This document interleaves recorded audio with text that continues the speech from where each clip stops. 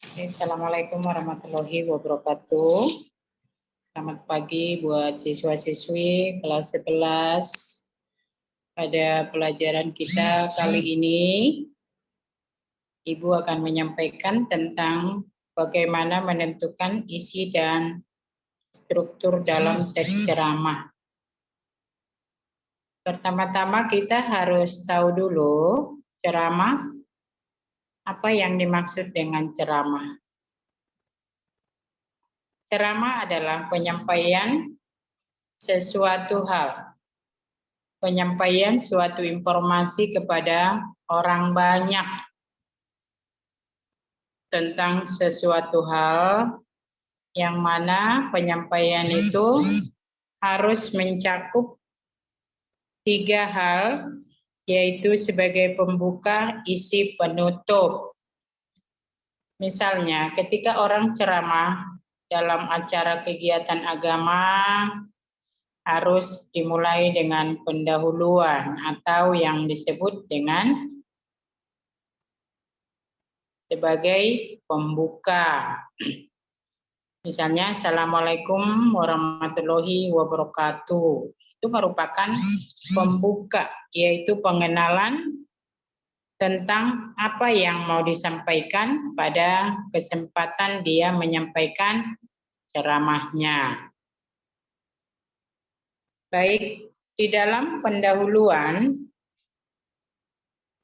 orang menyampaikan tentang ceramah. Ya, harus menentukan bagaimana sebagai pembuka tadi untuk melihat situasi bagaimana siapa yang mendengarkan kita, apa yang mau kita sampaikan, lalu isinya nanti apa dan sebagai penutupnya apa. Pembuka itu merupakan pandangan ya sebagai pembuka. Pengenalan tentang apa yang mau disampaikan tentang topik yang akan dibahas. Itu pada pendahuluan dari struktur suatu ceramah yang disampaikan atau dalam teks ceramah. Selalu yang pertama yang merupakan kriterianya adalah pembuka atau disebut dengan pendahuluan. Ya, kita harus tahu bahwa teks ceramah memiliki bagian-bagiannya, yaitu yang pertama tadi apa? Pembuka. Pembuka itu sama dengan apa? Pendahuluan. Berupa pengenalan isu, masalah, ataupun pandangan pembicara tentang topik yang dibahasnya. Ketika seseorang menyampaikan ceramah, dia harus tahu apa yang mau disampaikan kepada orang banyak tersebut. Dan kita harus tahu siapa yang mendengarkan kita. Audiensnya siapa? Apakah orang tua, apakah remaja? Kenapa harus kita tahu? Sebelum kita masuk kepada isi pembicaraan yang mau kita sampaikan, di dalam pendahuluan atau pembuka, penceramah harus tahu ya, audiens, yaitu pendengar yang akan mendengarkan apa yang akan kita sampaikan, supaya kita tahu situasinya, masalahnya nanti yang akan kita sampaikan itu bagaimana. Bagian pembuka ini sama dengan isi dalam teks eksposisi yang disebut dengan isu. Eksposisi apa maksudnya? Eksposisi itu apa? Sifatnya memaparkan. Sifatnya bagaimana kalau disebut dengan eksposisi dalam pembuka suatu teks ceramah? Yaitu eksposisi. Kita memaparkan dulu kepada orang banyak tentang apa atau topik yang kita bahas apa. Ya.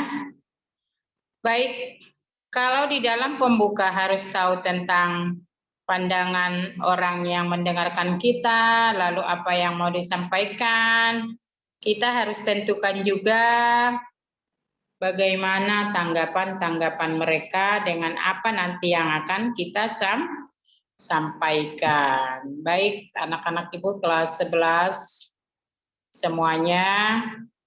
Itu yang pertama yang merupakan bagian-bagian dari struktur atau susunan suatu dalam teks ceramah, yaitu pembuka atau pendahuluan.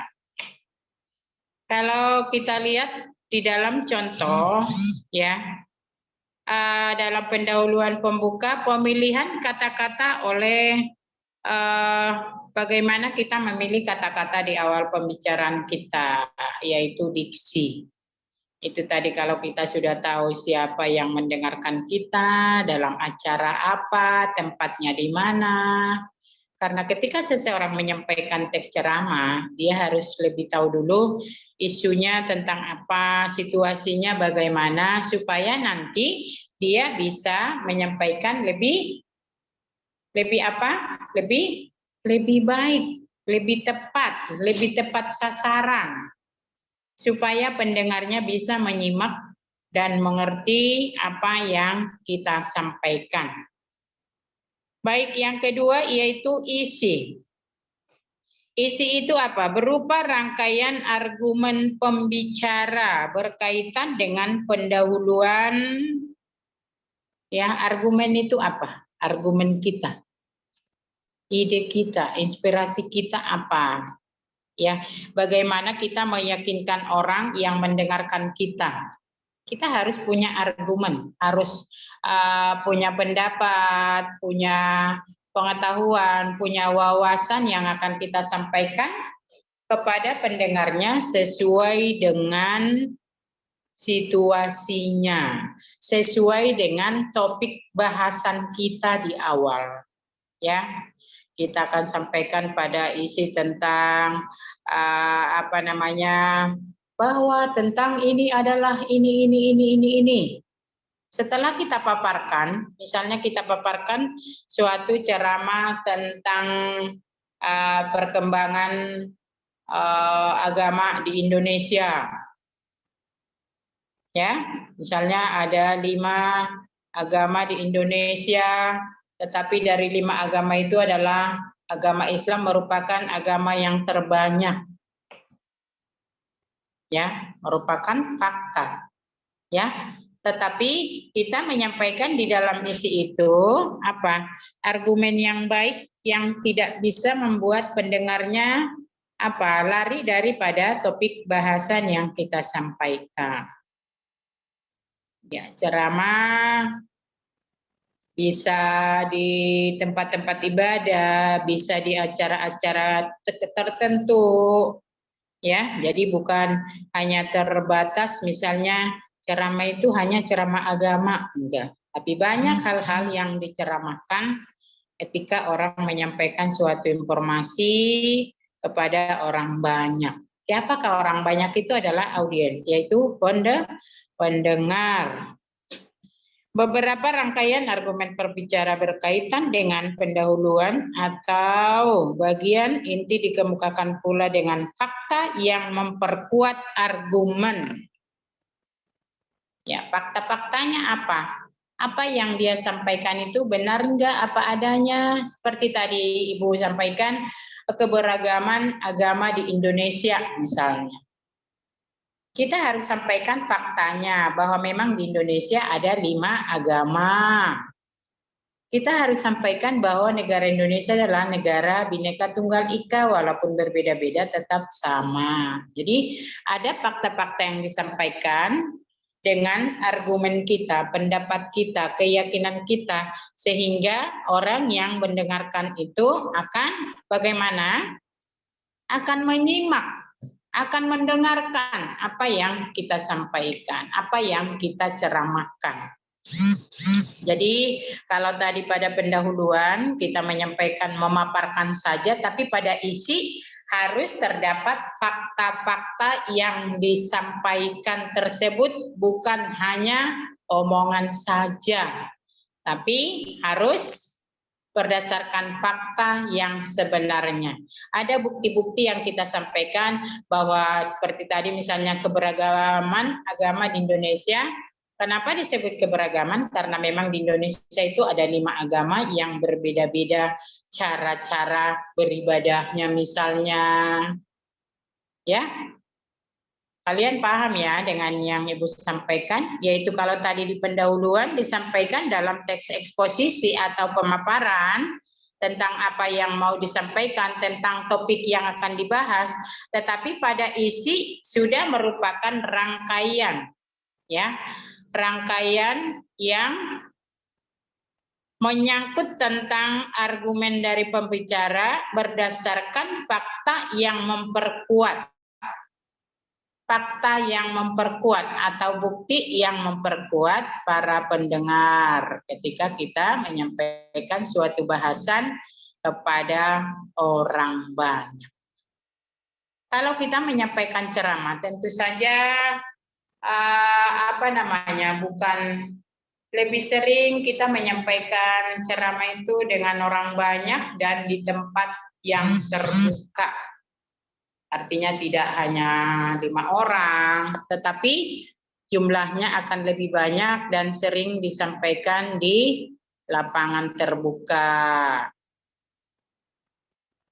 Ya, anak-anakku semuanya, itu tadi yang termasuk di bagian isi, yang merupakan struktur atau susunan dalam teks ceramah. Baik, anak-anakku, mungkin coba kita kaitkan dulu dengan apakah sama ceramah dengan pidato. Tentu saja berbeda. Kalau pidato itu ada yang sifatnya hafalan, dia berpidato tapi dibaca. Tapi kalau ceramah itu lebih sifatnya apa? Tanpa hafalan.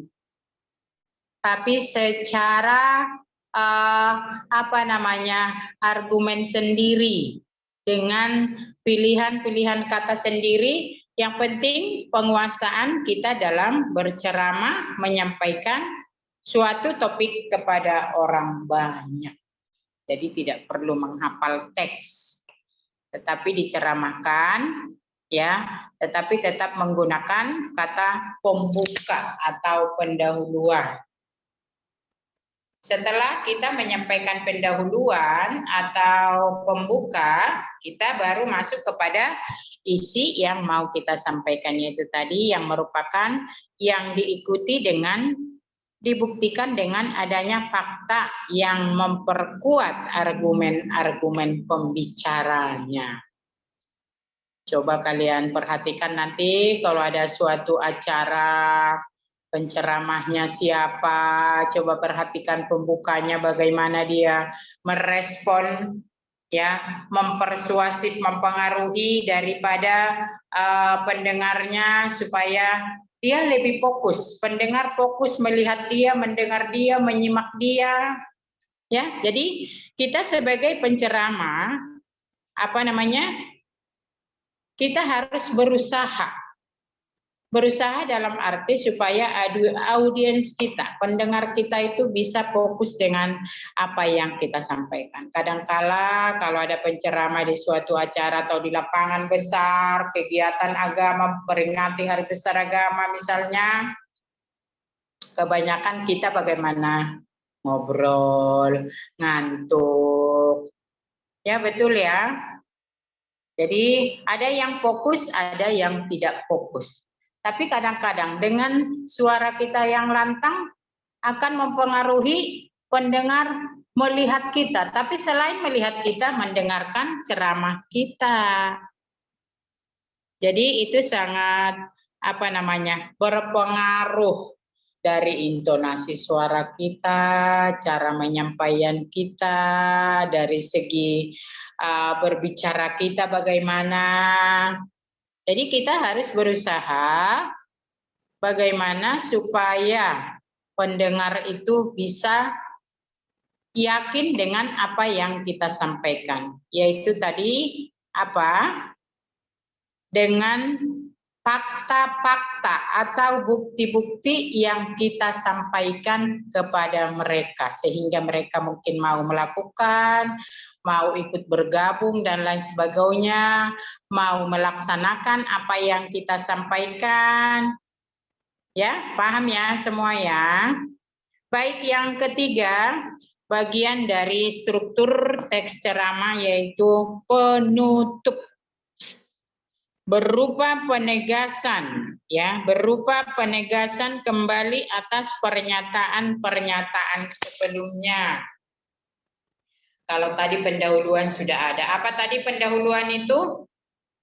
Kalau kita ceramah menyampaikan, seorang penceramah wajib, ya, wajib harus menyampaikan kalimat dengan baik di dalam pembukaan atau pendahuluan. Misalnya sepertinya, Assalamualaikum warahmatullahi wabarakatuh. Salam sejahtera buat kita semua yang hadir pada kesempatan ini. Salam sehat semuanya buat kita. Yang insya Allah bahwa kegiatan kita pagi ini, materi kita tentang ceramah ini adalah ini.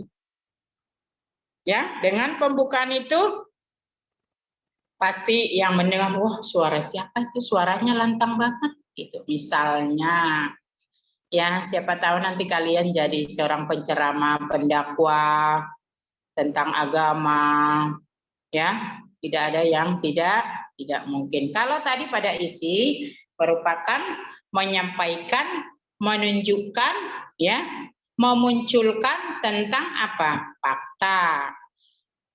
Pada bagian yang ketiga, dalam susunan teks atau struktur dalam teks ceramah yaitu penutup, berupa penegasan kembali.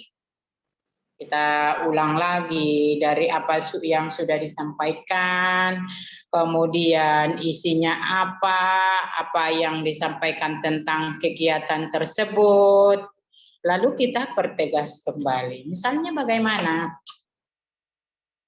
Tolong ya Bapak Ibu, dengan kegiatan agama ini kita tingkatkan iman dan takwa kita. Misalnya seperti itu. Ada penekanan-penekanan kembali yang kita sampaikan kepada audiens kita sebagai pendengar pada saat kita menyampaikan suatu ceramah. Baik, dalam penutup itu juga yaitu penegasan kembali dengan apa yang disampaikan. Kalimat-kalimat yang kita sampaikan pada penutup biasanya apa? Yaitu mungkin sudah banyak yang kita sampaikan, tapi dalam penutup itu ada penekanan-penekanan dari apa yang sudah kita sampaikan pada fakta-fakta atau hal-hal yang sudah kita sampaikan. Mari Bapak Ibu, kita lakukan dulu ajakan-ajakan. Tetapi di akhir penyampaian kita mungkin kita akan sampaikan demikian ceramah saya pada siang hari ini. Semoga dengan apa yang saya sampaikan bisa dapat bermanfaat bagi semua yang hadir pada kesempatan ini. Akhir kata terima kasih. Assalamualaikum warahmatullahi wabarakatuh. Itu sangat-sangat merupakan penutup setelah kita ada penegasan kembali. Baik, di dalam pembukaan itu pun, ya tadi di dalam pembukaan ada isu, ada permasalahan pandangan umum penulis. Kemudian tadi diisi pendapat-pendapat fakta. Kemudian pada penutup itu simpulan atau rangkuman, itu istilah lainnya apa? Simpulan dan rangkuman. Simpulan dan rangkuman itu apa? Yaitu kesimpulan dari keseluruhan yang sudah disampaikan dalam teks ceramah itu. Apa misalnya tujuannya, manfaatnya apa, kenapa itu harus disampaikan. Jadi semuanya harus disimpulkan. Apa yang disimpulkan? Yaitu dari pembukaan, terutama dari isi yang sudah disampaikan, itu merupakan simpulan dari keseluruhan yang terdapat pada penutup, yaitu penegasan kembali tentang hal-hal yang disampaikan pada bagian isi. Paham semuanya? Semoga kalian mengerti dengan yang sudah tadi dijelaskan. Baik, kita lihat contoh ya. Berikut contoh analisis struktur untuk teks ceramah. Berikut contoh. Ya, pada materi kita bisa dilihat di layar yaitu tentang pendahuluan. Berikut contoh analisis struktur untuk tentang pendahuluan. Pemilihan kata-kata oleh masyarakat akhir-akhir ini cenderung semakin menurun kesantunannya dibandingkan dengan zaman saya dahulu. Ketika kanak-kanak, hal tersebut tampak pada ungkapan-ungkapan banyak kalangan menyatakan pendapat dan perasaan-perasaannya, seperti ketika berdemonstrasi ataupun rapat-rapat umum. Kata-kata mereka kasar, kemudian menyerang, dan tentu saja hal itu sangat menggores hati yang menerimanya. Ini merupakan bukti atau contoh dalam pendahuluan itu.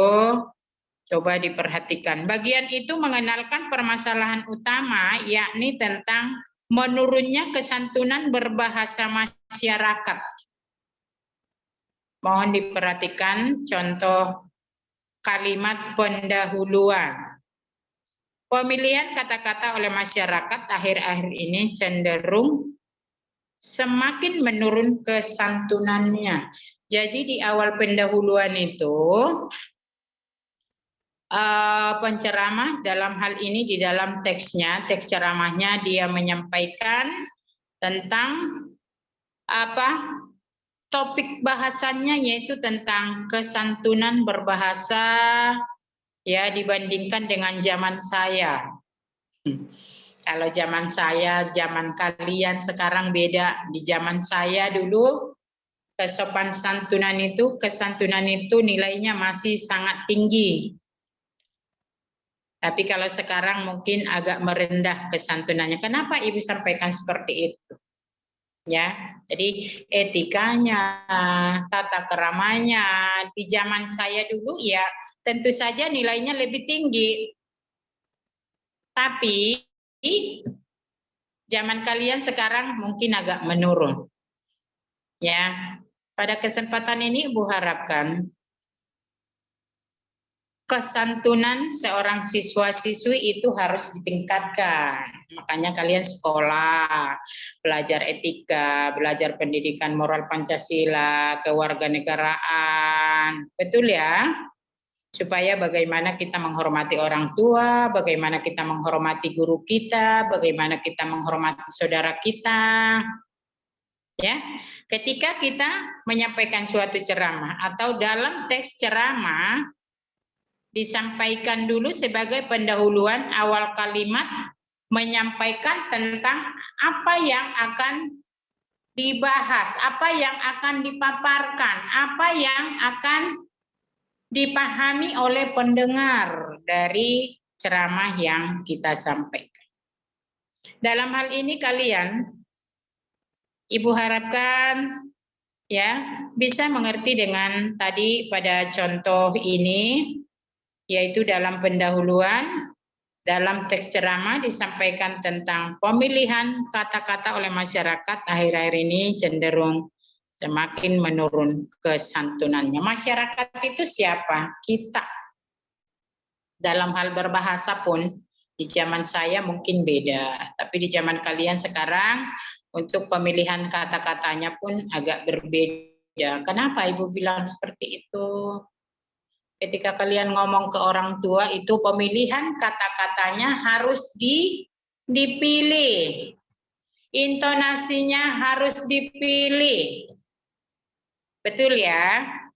Kita tidak boleh berbicara ke orang tua komunikasi dengan bahasa yang nadanya meninggi. Mak, mana uang, Mak? Berbeda dengan, Mak, minta uang dong, aku mau beli ini. Beda enggak?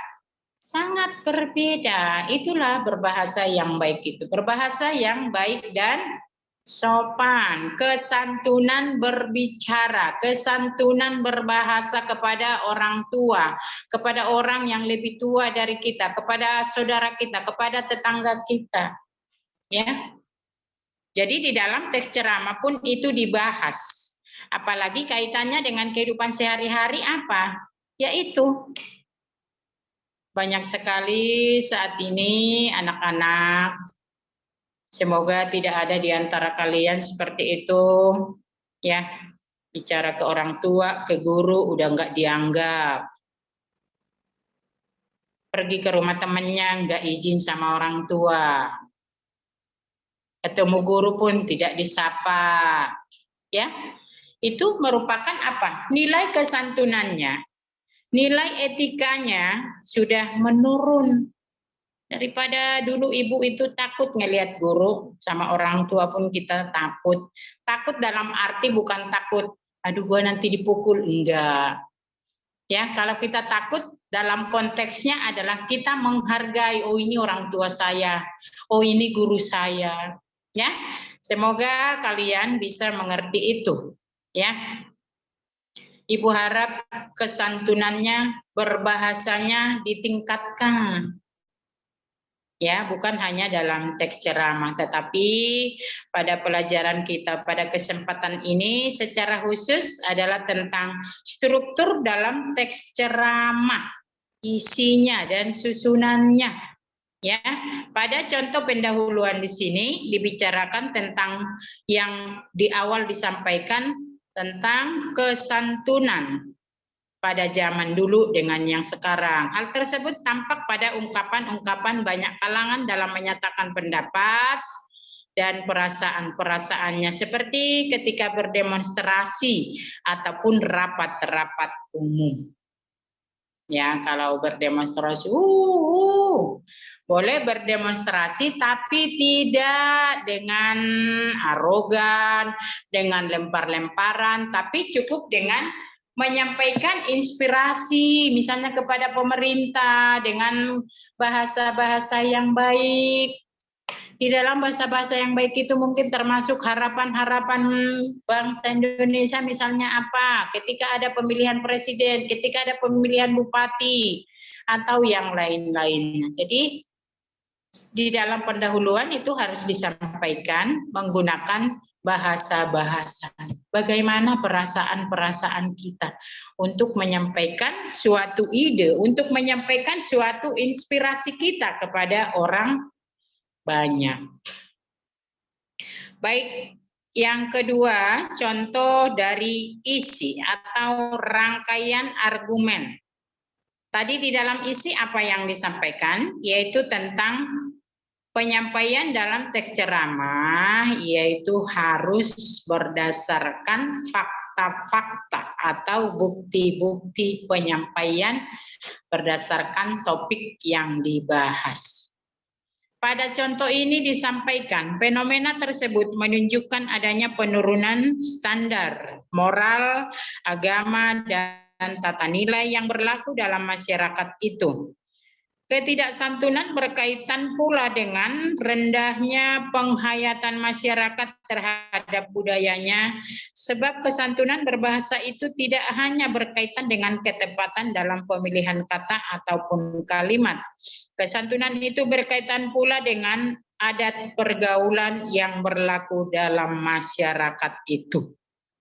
Ini coba pada isi ini sangat disampaikan dengan jelas. Ya, fenomena yang disebut tadi yaitu tentang masalah ketidaksantunan yang menurun. Itu menjadi suatu masalah ya, disampaikan pada isi, menunjukkan adanya penurunan standar moral kita seperti apa, agama kita seperti apa, dan tata nilai yang berlaku dalam masyarakat. Dalam teks ceramah pada contoh ini, coba dengerin semua ya, coba disimak baik-baik. Kita masuk kepada contoh bagian isi atau rangkaian argumen. Pada penyampaian kita tadi, ya, pada isi ini disampaikan tadi apa? Tentang fakta-faktanya. Kalau kita lihat sekarang masyarakat sekarang, ya, ketidaksantunan berkaitan pula dengan rendahnya penghayatan. Ya, terutama buat anak-anak saya kelas 11 SMK Link and Match. Ya, di masa pandemi ini kalian harus berusaha lebih baik. Nilai agamanya lebih ditingkatkan, nilai sholatnya lebih ditingkatkan, nilai moralnya harus ditingkatkan, etikanya harus ditingkatkan. Kenapa? Sudah masa pandemi malah bertingkah, malah aneh-aneh, ikut tawuran, diajak-ajak temannya kemana-mana mau, jangan ya. Ya, itu salah satu penurunan ketidaksantunan. Tidak lagi kalian menurut kepada orang tua, hanya semaunya kalian. Tiba-tiba ada kejadian orang tuanya nggak tahu. Oh, anaknya mau dikembalikan ke orang tua karena ikut-ikutan tawuran, bawa golok, bacok-bacokan. Itu apa? Itu membuktikan bahwa nilai-nilai agama itu sudah rendah. Betul tidak? Betul ya? Coba kalau misalnya kamu ibadahnya bagus, sholat 5 waktu, membantu orang tua, pasti tidak ada pemikiran kamu kepada hal-hal yang tidak baik. Pasti pikiran kamu terhindar dari hal-hal ajakan teman-temanmu yang nggak bener. Yuk kita main yuk ke sono di kolong jembatan. Ayo, ya.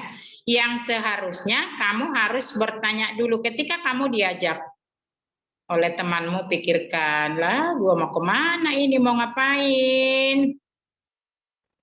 Ya, jadi itu merupakan suatu ketidaksantunan, ya, sudah rendah sekarang, ya, menjadi fenomena. Fenomena tersebut menunjukkan adanya penurunan standar moral agama, sangat ya, akhlak kita sekarang ini. Kalian, Ibu harap kalian siswa kelas 11 jangan ikut-ikutan. Fokuslah di rumah. Jangan lupa dengan agama kita. Jangan lupa dengan perintah-perintah dalam agama kita. Kalau memang kita harus sholat, ya sholat. Jangan malah amburadul kemana-mana, sampai ke Jakarta, sampai ke Parung, sampai ke Bogor. Jangan ya anak-anak ibu ya. Ya, hargai orang tua. Menghargai orang tua hanya dengan berupa tindakan saja, tidak dengan uang. Ya, baik. Teks tersebut merupakan salah satu bagian dari argumen berbicara tentang menurunnya kesantunan berbahasa masyarakat. Di sini yang disampaikan dalam teks ceramah penekanannya adalah menurunnya kesantunan berbahasa masyarakat.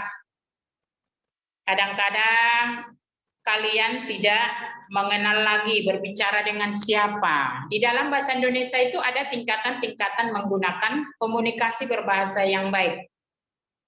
Ketika kalian berkomunikasi dengan guru, dengan Bu Minar, kamu harus tahu, kalian harus tahu tahap-tahapnya. Oh, ini guru saya.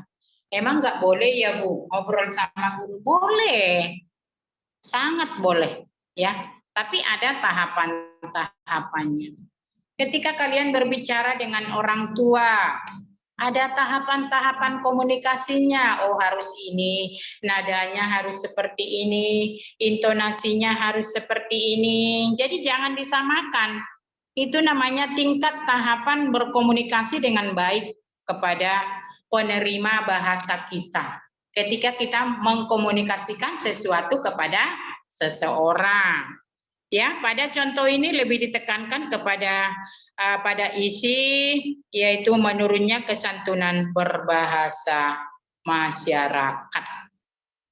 Memang jelas-jelas kalau kita lihat sekarang sangat menurun ya. Betul enggak? Iya. Udah seenak aja kalau ngomong itu kepada siapapun tidak peduli. Apa lo? Siapa lo? Gua siswa LM nih. Jangan seperti itu ya anak-anak ibu ya. Tidak boleh. Tapi sebagai siswa SMK Alim and Mes, mari kalian banggakan dong sekolahmu. Tunjukkan dong tata kerama yang baik, tunjukkan dong etikamu yang baik. Supaya sekolah kita lebih dinilai masyarakat lebih baik. Bahasa menunjukkan bangsa. Ketika bahasa kita baik, sopan kepada seseorang, maka orang akan menilai kita, dia lembut ya. Suaranya lembut ya. Ya. Jadi jangan kepada orang tua pun kamu nada suaramu, Pak, pokoknya harus bayaran besok karena udah mau PTS. Bayaran Pak, sampai bulan Oktober bayar SPP ya. Tidak, tidak boleh nada seperti itu. Bagaimana? Pak, Mak, kan tanggal 5 Oktober mau ujian, Mak. Tolong dong bayaran ya, Mak ya, karena SPP-nya pun udah dikurangin loh, Mak. Sama sekolah, bayarin apa, Mak? Kalau enggak sampai Juni. Dengan intonasi kita itu, maka hati orang tua pun akan lebih terbuka, akan diusahakan dari mana, kek. Ini anak saya nih sopan banget ya. Artinya hati orang tua dengan intonasi yang lembut tadi, dengan intonasi yang halus tadi, orang tua akan tergerak hatinya. Saya usahain deh bayaran anak saya supaya saya bayar sampai Juni. Seperti itu ya anak-anak ibu ya, tolong ya. Jadi berbahasa yang baik dan sopan. Paham nggak maksudnya? Pasti paham kali. Berbahasa yang baik dan sopan. Artinya apa? Menempatkan komunikasi bahasa kita yang baik dengan siapa kita berbicara, dalam situasi apa, dan tempatnya di mana. Jadi dalam ceramah pun seperti itu.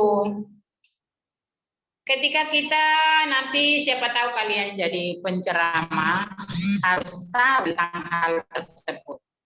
Gunakanlah kata-kata yang baik, gunakanlah argumen yang baik supaya orang yang mendengarkan kita bisa terpengaruh, bisa melakukan dengan apa yang kita sampaikan.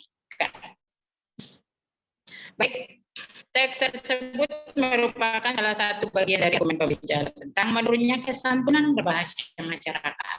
Jadi mudah-mudahan jangan contoh yang tidak baik ya anak-anak ibu ya.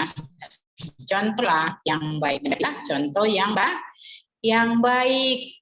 Gunakanlah bahasa-bahasa yang baik. Ya, itu kaitannya dengan kehidupan masyarakat, dengan kehidupan sehari-hari. Tetapi di dalam teks ceramah pun itu sangat penting kita menyampaikan hal-hal tersebut kepada audiens atau pendengar yang mendengarkan kita pada saat kita menyampaikan suatu teks ceramah. Yang ketiga, struktur ketiga adalah penutup atau penegasan kembali. Tadi ada dua hal ya pada penutup atau penegasan kembali, yaitu simpulan dan rangkuman. Simpulan artinya apa? Dari keseluruhan yang sudah disampaikan oleh seorang penceramah dalam teks ceramahnya harus dibuat simpulan. Simpulan itu dari semua yang sudah disampaikan. Untuk apa sih materi itu disampaikan? Tujuannya apa sih? Ya, jadi simpulan dari keseluruhan pembicaraan di dalam struktur teks ceramah, kemudian rangkumannya. Rangkumkan semua apa yang sudah tadi dipaparkan pada uraian ceramah yang sudah disampaikan.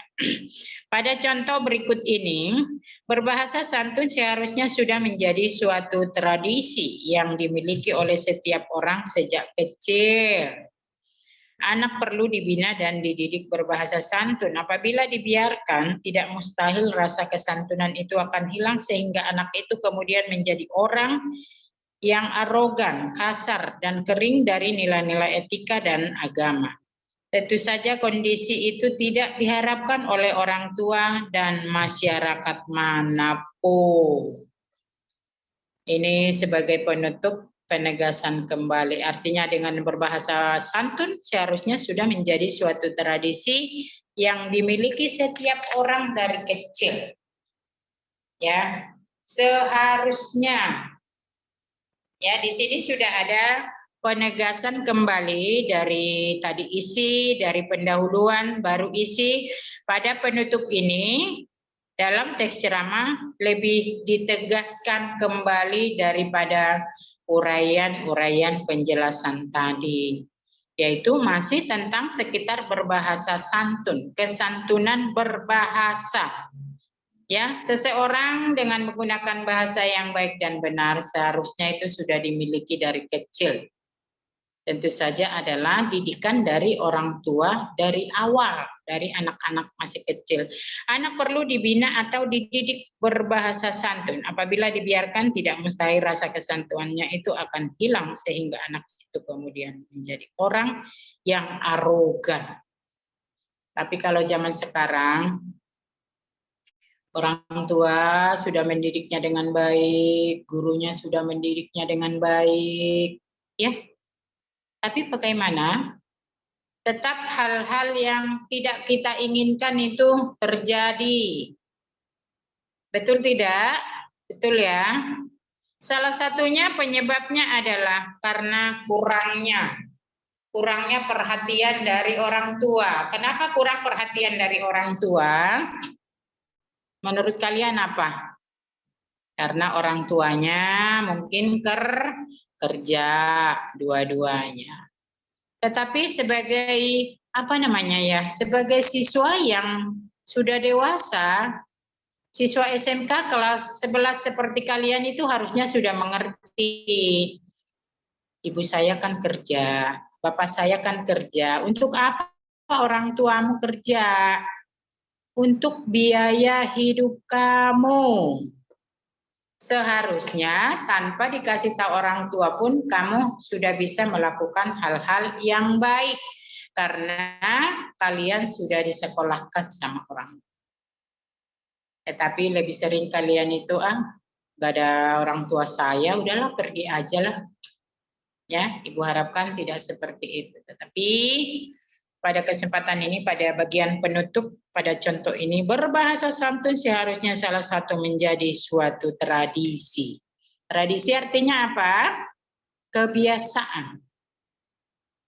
Kalian biasakanlah berbahasa yang sopan. Kepada siapa kalian berbicara? Ya, bagian tersebut merupakan suatu simpulan sebagai hasil penalaran dari penjelasan sebelumnya. Hal ini ditandai oleh kata-kata yang berupa saran-saran yang disertai pula sejumlah alasan.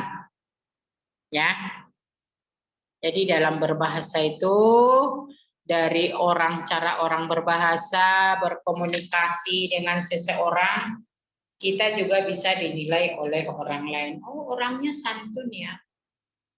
Tapi kalau udah disampaikan, orangnya arogan banget sih, ngomongnya nggak bener, ngomongnya kasar sama orang tua. Buat kalian siswa kelas 11 SMK Link and Match tidak diperbolehkan seperti itu.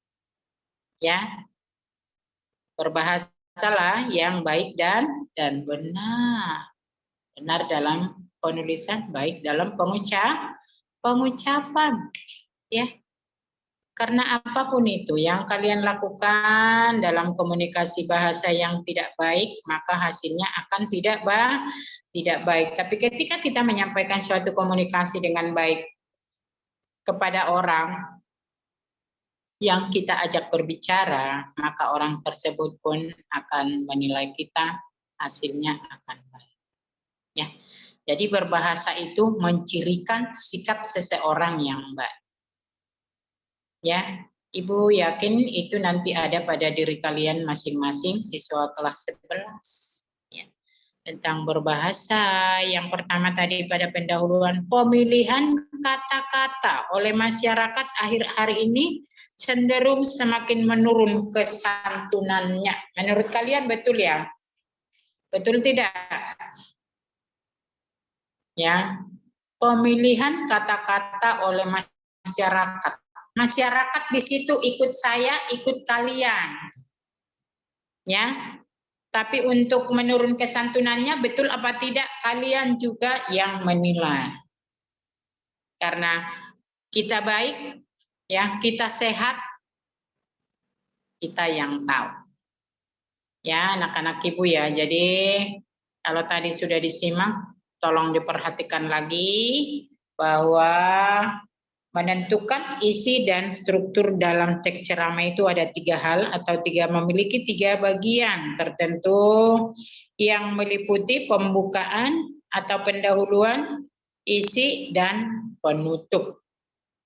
Pada contoh ini sudah disampaikan dengan jelas contoh-contoh yang sudah jelas disampaikan tentang pemilihan kata-kata dalam berbahasa, tentang kesantunan berbahasa. Semua ini kaitannya adalah dengan masyarakat, dengan kehidupan masyarakat, dengan kehidupan sehari-hari. Secara jujur memang bahwa kesantunan dalam berbahasa akhir hari ini sangat menurun, terutama selama pandemi ini. Padahal yang semestinya seharusnya di masa pandemi kita lebih mendekatkan diri pada pencipta kita. Kita lebih meyakinkan diri kita. Kalau kita tidak mudah dipengaruhi oleh orang lain. Jangan gampang terpercaya dengan orang lain. Tetapi ketika orang komunikasi dengan kamu, ketika orang membujuk kamu, ketika orang mengajak kamu, disimak dulu baik-baik kalimatnya. Ini tujuannya apa ya? Kita mau kemana ya? Kenapa ya harus ke sana? Supaya apa? Ketika kita diajak, ternyata ada hal-hal yang negatif, maka apa yang akan terjadi? Tentu saja akibatnya tidak baik. Tetapi ketika kita menanyakan mau kemana, tujuannya apa, di mana tempatnya, kita akan lebih tahu. Betul ya? Jadi Ibu harapkan sekarang Ibu ulang kembali bahwa di dalam pendahuluan yaitu tadi dibahas tentang isu permasalahan pandangan umum penulis. Bagaimana penulis menyampaikan di awal tentang topik yang akan disampaikan pada isi suatu teks ceramah. Kemudian pada isi tentang pendapat-pendapat dan juga fakta-fakta atau bukti-bukti yang akan disampaikan sehingga orang percaya dan yakin apa yang kita sampaikan tersebut. Kenapa mereka harus yakin? Karena ada faktanya. Kenapa mereka harus yakin? Karena ada buktinya. Dan yang terakhir adalah penutup. Selain daripada penegasan kembali tentang apa tadi yang sudah disampaikan pada pembukaan dan isinya, kemudian ditegaskan kembali, ya. Tentu saja pada akhir kalimat itu harus ada penutup, kalimat penutup.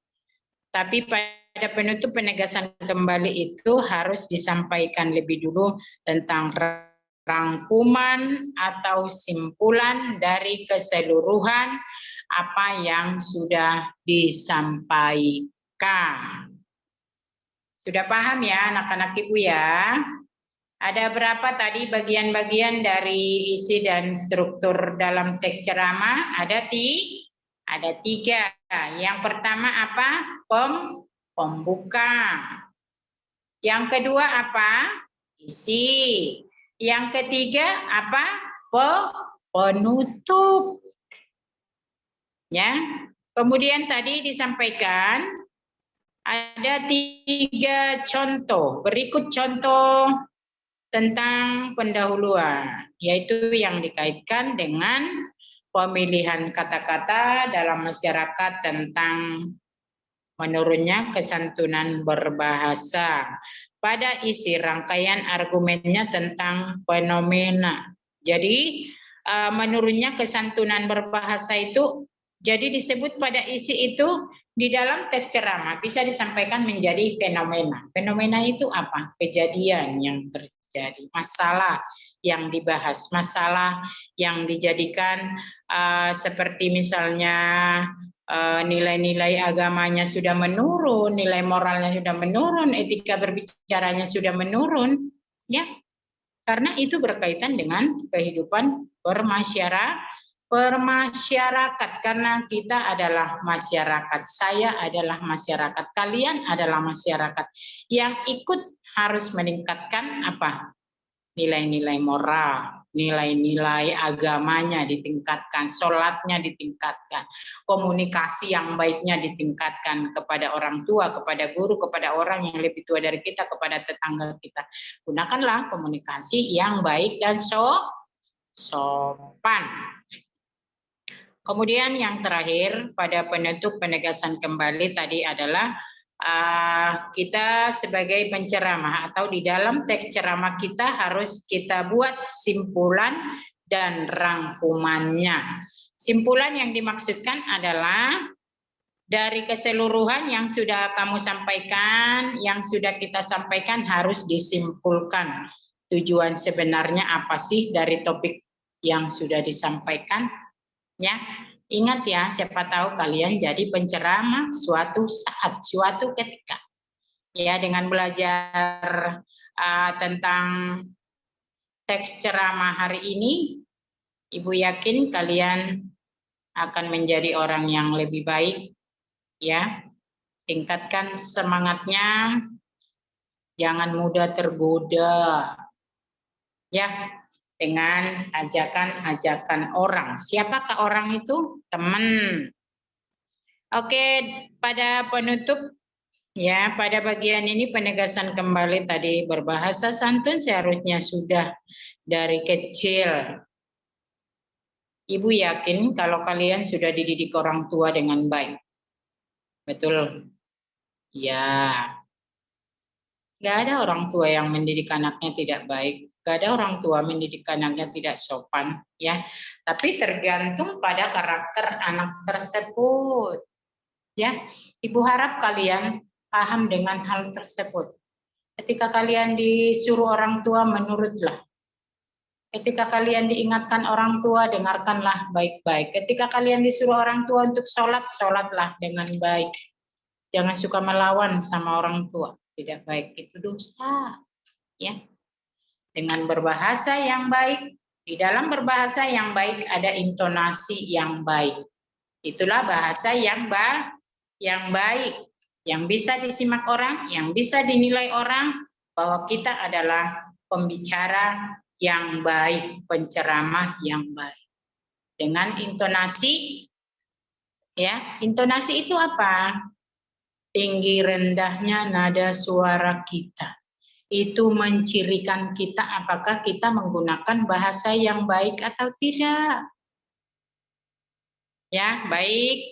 Anak-anak Ibu semua siswa kelas 11 pada kesempatan Zoom ini, ya, Ibu harap dari semua yang sudah disampaikan tadi, kalian bisa mengerti tentang menentukan isi dan struktur dalam teks ceramah. Ya, mencakup 3 bagian atau 3 hal, yaitu pembuka, isi, dan penutup. Pada contohnya tadi di situ dibuat pada pendahuluan, isi, dan penutup menyangkut tentang kesantunan berbahasa. Mudah-mudahan pada kesempatan ini siswa-siswi SMK Link and Match kelas 11 bisa berbahasa yang baik dan sopan. Kepada orang tua, kepada guru, tingkatkanlah nilai-nilai moral kalian, nilai-nilai agama kalian, supaya kalian menjadi orang yang berguna bagi nusa dan bangsa. Ya, kalian ingat sebentar lagi kita ujian tanggal 5 Oktober. Kalian belajar di rumah, ingatkan orang tua, ya. Tolong dibereskan administrasinya, ya. Sekali lagi terima kasih pada kesempatan ini anak-anakku semuanya kelas 11.